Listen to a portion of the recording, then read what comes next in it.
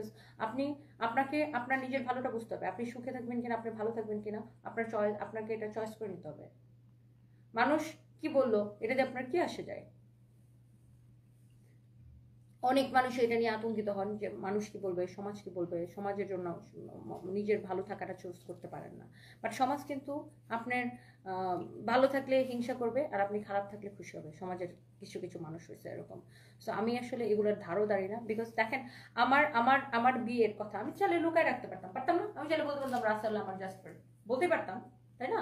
সবাই যেটা করে, ম্যাক্সিমাম সেলিব্রিটিরা এটাই করে, বিয়ের কথা স্বীকার করে না, বিয়ে লুকায় রাখে, প্রেমের কথা স্বীকার করে না, লুকায় রাখে। আমিও চাইলে এটা করতে পারতাম। আমি যদিও সেলিব্রিটি না, আমি নিজেকে কখনোই সেলিব্রিটি মনে করি না, আমি একজন উদ্যোক্তা বা ব্যবসায়ী।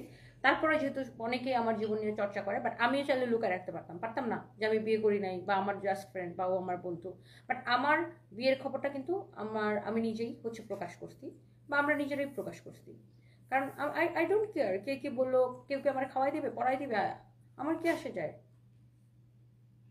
আজকে যদি আমি অসুস্থ হয়ে যাই, আমার আমার রেসপন্সিবিলিটি কি?